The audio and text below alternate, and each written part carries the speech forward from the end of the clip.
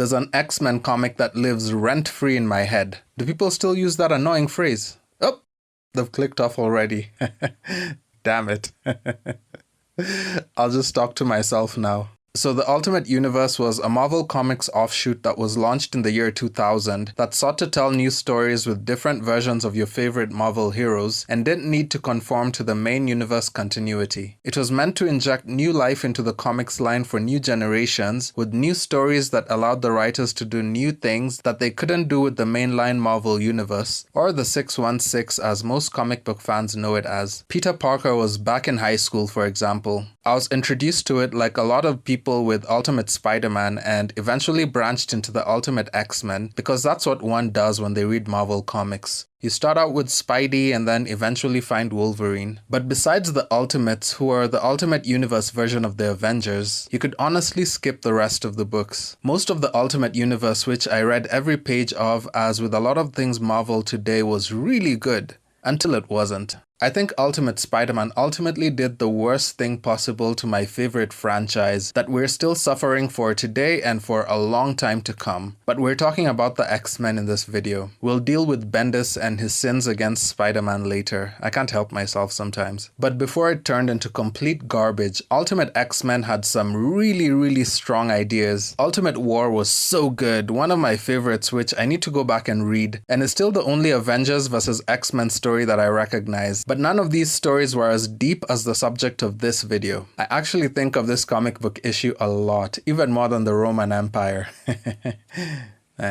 But by the mere mention of Ultimate X-Men 41, some people already know exactly what I'm talking about. The comic starts in a small town in the US. Now, I've never liked David Finch's art for some reason. I mean, the man is a master at his craft, but I've just never enjoyed looking at his characters' faces. And he also illustrated one of the worst, most distasteful comics I have ever read, and I just can't disassociate him from those pages. Ultimatum was really terrible, and man, that issue was just gross. That said, he captured the atmosphere of this book excellently. It starts off with a mundane morning routine of this kid getting ready for school. Initially, it's just strange how empty and quiet this place is, and random objects are strewn all over the place. As the largely dialogue-less pages go, we start to realize what's really going on. People are evaporating all around this kid and vanishing from existence, but he is completely unaffected. We then get to the second half of the book and the kid is in a cave. A stranger approaches, who is Wolverine, there's no need to bury the lead, and the kid tells him to get away or he'll die. It's not clear exactly how much time has passed between his involuntary murder spree and him hiding out in this cave. What we do know is he's figured out that he's somehow killing everyone who comes into close proximity of him. What can be gleaned from the ensuing conversation is that he's very perceptive but also quite responsible. He takes himself out of the way because he can't control what's happening by virtue of his presence. Wolverine informs him that he has a healing factor and thus will not be evaporated like the rest of the town.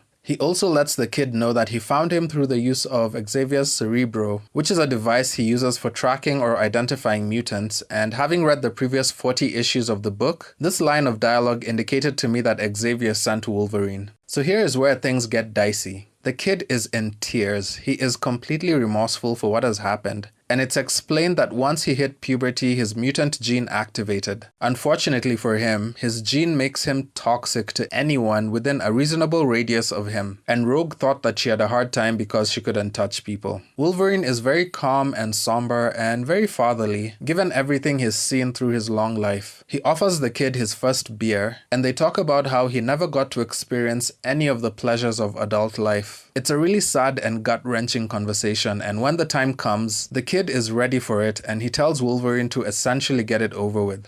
Now, I've noticed in my recent videos that people have been getting into deep conversations around Olive Oil's character, for example, and I love it. That's the reason why I started this channel to begin with. I want to have all these conversations. Some of these commenters may say things that I don't agree with, but as a writer myself, I'm always open to hearing a new perspective. I live for new perspectives. The decision to make a video on this book, even though I have a lot of other videos in the works, is because I think about the morality around this book a lot.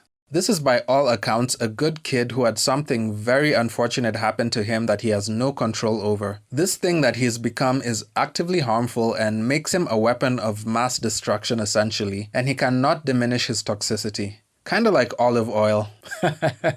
Hey, I'm kidding. But he radiates acidic compounds that kill all organic tissue. I don't know how scientifically accurate that sentence is, but that's how they explain it in the book. The kid is filled with guilt for wiping out everyone that he knows and loves, and doesn't know what else to do but hide in a cave for fear of unintentionally harming other people.